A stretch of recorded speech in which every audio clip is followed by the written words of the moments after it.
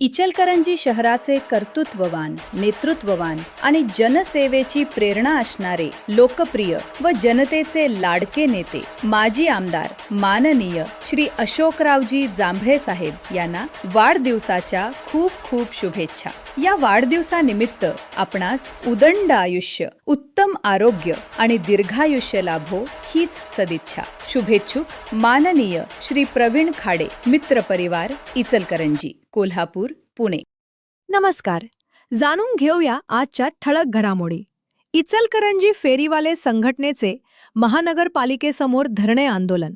गाळाधारकांचे पुनर्वसन झाल्याशिवाय गाळे खाली करणार नाही, फेरीवाल्यांचा ठाम इशारा। इचलकरंजी महानगरपालिकेनं ई-बस प्रकल्पाच्या अनुषंगानं शहरातील बस स्थानक परिसरात आवश्यक सुविधा उभारण्यासाठी बस स्थानकासमोरील जागा निश्चित केली आहे। या प्रस्तावित प्रकल्पासाठी त्या समोरील असलेले गाळे तसेच इचलकरंजी शहर वाहतूक शाखेचे कार्यालय अन्यत्र हलवण्याचा निर्णय महानगरपालिकेच्या सभेत घेण्यात आला असून मात्र या निर्णयाविरोधात इचलकरंजी फेरीवाले संघटनेनं महानगरपालिकेच्या प्रवेशद्वारासमोर धरणे आंदोलन करत तीव्र नाराजी व्यक्त केली। फेरीवाले संघटनेच्या पदाधिकाऱ्यांनी सांगितले की संबंधित गाळाधारकांचे योग्य पुनर्वसन आणि पर्यायी व्यवस्था केल्याशिवाय कोणत्याही परिस्थितीत गाळे खाली करता येणार नाहीत। या निर्णयाबाबत फेरीवाले, गाळाधारक आणि संबंधित व्यापाऱ्यांचा विश्वास संपादन करणे आवश्यक होते। मात्र प्रशासनाकडून कोणतीही सविस्तर चर्चा अथवा विश्वासात घेण्याची प्रक्रिया झालेली नसल्याचा आरोप संघटनेने केला। संघटनेच्या मते सध्या थोरात चौक परिसरात फेरीवाला झोन अस्तित्वात असून अनेक फेरीवाले आणि लहान व्यावसायिक आपली दैनंदिन उपजीविका त्यावर अवलंबून ठेवून व्यवसाय करत आहेत। त्यामुळे कोणताही निर्णय घेताना त्यांच्या रोजगाराचा विचार करणे गरजेचे आहे। प्रशासनाची ही संकल्पना एकतर्फी आणि हुकुमशाही पद्धतीने राबवली जात असल्याची भावना अनेक फेरीवाल्यांनी व्यक्त केली।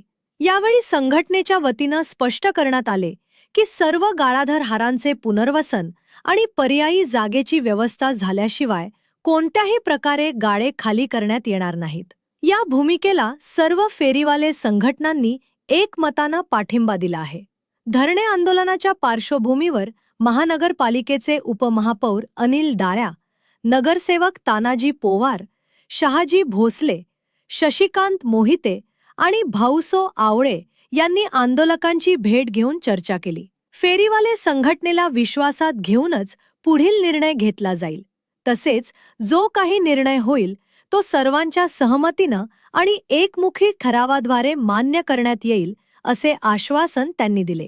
या आंदोलनात दीपक पाटील, सदा मलाबादे, सतीश नायडू, अश्विनी कुबडगे यांच्यासह संघटनेचे सर्व पदाधिकारी, फेरीवाले बंधू भगिनी आणि धारक बंधू भगिनी मोठ्या संख्येने उपस्थित होते।